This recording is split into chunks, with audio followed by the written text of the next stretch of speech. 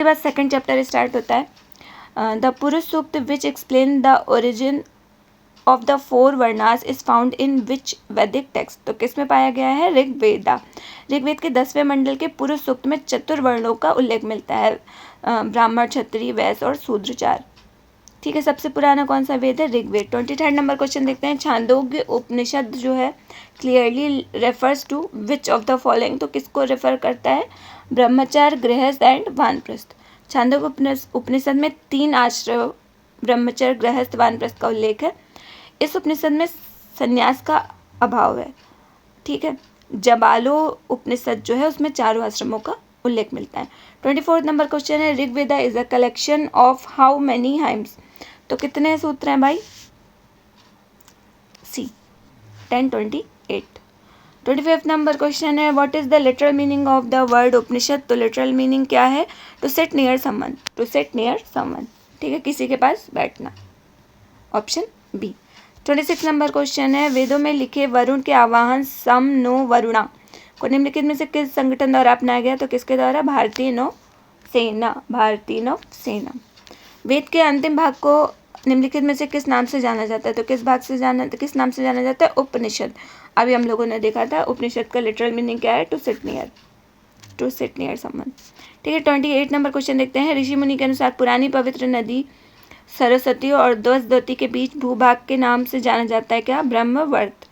ऋग्वेद में विश्वामित्र नामक एक ऋषि और किन 2 नदियों के बीच का संवाद है ऋग्वेद में? तो ऑप्शन बी, ब्यास और सतलज। ऋग्वेद में विश्वामित्र नामक एक ऋषि और ब्यास और सतलज नदियों के बीच संवाद है। इसके बाद हम देखेंगे वेद जो आंशिक रूप से एक गद्य कृति है, तो क्या है? कौन सा वेद जो है वो गद्य है? यजुर्वेद। यजुर्वेद गद्य पद्य का मिश्रण है। ठीक है, इस वेद में कर्मकांड कराने वाले पुरोहित अधर्व्यू कहा जाता है। ठीक है, यजुर्वेद में जो कर्मकांड कराएंगे उनको क्या कहेंगे? अधर्व्यू। ठीक है, इस यज्ञों के नियमों विधि विधानों का संकलन है। इसके 2 भाग है, कृष्ण और यजुर्वेद। कृष्ण यजुर्वेद, शुक्ल यजुर्वेद। जैसे कृष्ण पक्ष और शुक्ल पक्ष नहीं होता है वैसे ही। उपनयन समारोह से क्या तात्पर्य है? बच्चे को पवित्र जनेऊ धारण कराया जाता है उपनयन समारोह में। ठीक है, सत्यमेव जयते महावाक्य कहाँ से लिया गया है? तो मुंडकोपनिषद से। वेदों के गद्य प्रकरण क्या कहलाते हैं? तो ब्राह्मण कहलाते हैं। वेदों के गद्य प्रकरण जो है ब्राह्मण कहलाते हैं। वेदों के गद्य भाग जिनके द्वारा वेदों को समझने में सहायता मिलती है उन्हें। ठीक है, अरण्यक क्या है? इसका शब्द है वन में लिखा जाने वाला है। इन्हें वन पुस्तक कहा जाता है। इन्हें जंगलों में रहने वाले सन्यासियों और छात्रों के लिए लिखा गया था। निम्नलिखित में 34 नंबर क्वेश्चन देखते हैं। निम्नलिखित में से कौन सा ज्ञान के सिद्धांत पर बल देता है? तो कौन सा देता है? उपनिषद। कौन सा ज्ञान के सिद्धांत पर बल देता है? तो उपनिषद। ठीक है, उपनिषद हिंदू धर्म का महत्वपूर्ण श्रुति ग्रंथ है। ये वैदिक वांग्मय के अभिन्न भाग है। इसमें परमेश्वर, परमात्मा, ब्रह्मा, आत्मा के स्वभाव संबंध का बहुत ही दार्शनिक और ज्ञानपूर्ण वर्णन किया गया है। दुनिया के कई दार्शनिक उपनिषद को सबसे अच्छा ज्ञान कोश मानते हैं ठीक है, ये संस्कृत से जुड़े। 17वीं सदी में दारा शिकोह ने उपनिषदों का फारसी में अनुवाद किया था। किस नाम से किया था? सिर्रे अकबर से। 35 नंबर क्वेश्चन देखते हैं। ऋग्वेद निम्नलिखित में से किस देवता की सर्वाधिक महत्ता है? तो किसकी? इंद्र की। ऋग्वेद प्राचीनतम वेद है। ठीक है, जिसमें कितने मंडल है? 10। सूक्त कितने हैं? 1028। ऋचाएँ कितनी है? 10,580। ऋग्वेद के पढ़ने वाले ऋषियों को होत्र कहते हैं। अभी हम लोगों ने यजुर्वेद को देखा था, उसको क्या कहते हैं? अधर्यु। इसमें सर्वाधिक वर्णन इंद्र का है। इंद्र के लिए 250, अग्नि के लिए 200 ऋचाएँ की रचना की गई है। इंद्र किसके देवता थे? वर्षा व चक्रवात के। 36 नंबर क्वेश्चन देखते हैं। वैदिक देवता इंद्र किसके देवता हैं? वैदिक देवता जो हैं वो इंद्र किसके देवता हैं? वर्षा एवं चक्रवात। प्राचीनतम वेद कौन सा है? तो हम लोग जानते ही हैं, ऋग्वेद है। निम्नलिखित में से किस भारतीय पुरातन ग्रंथ में अपराध अपराधी का जिक्र आता है?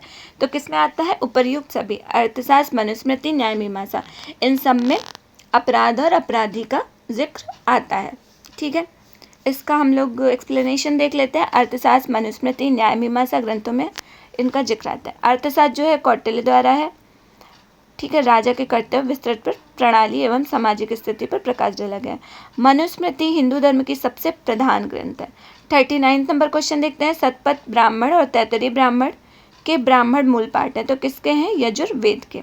ठीक है, ऋग्वेद का कौन कौन सा है? ऐतरेय ब्राह्मण, कौशितकी ब्राह्मण, शुक्ल यजुर्वेद का शतपथ ब्राह्मण, कृष्ण यजुर्वेद का तैत्तरीय ब्राह्मण, सामवेद का तांडेय और जैमिनी, ठीक है, गूगल जैमिनी नहीं समझना, ठीक है, अथर्ववेद गौपद ब्राह्मण। 40 नंबर क्वेश्चन देखते हैं। ऋग्वेद में निहित गायत्री मंत्र किस देवता को समर्पित है? तो किसको समर्पित है? सावित्री को। ऋग्वेद के तीसरे मंडल में है, कौन से मंडल में है? तीसरे मंडल में। किसको समर्पित है? सावित्री को। और रचना किसने की थी? विश्वामित्र ने। किसने की थी? विश्वामित्र ने। तो ऋग्वेद में कुल कितने मंडल हैं? 10 मंडल हैं। तीसरे मंडल में गायत्री मंत्र को समर्पित किया गया है, और गायत्री मंत्र है किसको समर्पित है? सावित्री को।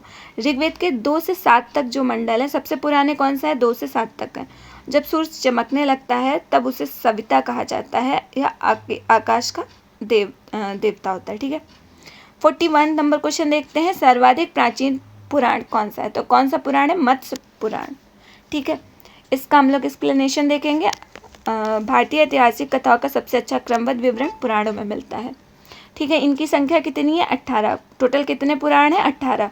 पुराणों का शाब्दिक अर्थ क्या है? प्राचीन आख्यान। इसकी संकलन किसने किया? वेदव्यास ने, जिसमें 5 है: मत्स्य, वायु, विष्णु, मार्कंडेय, भागवत पुराण, ठीक है। एक बार रिपीट कर लेते हैं।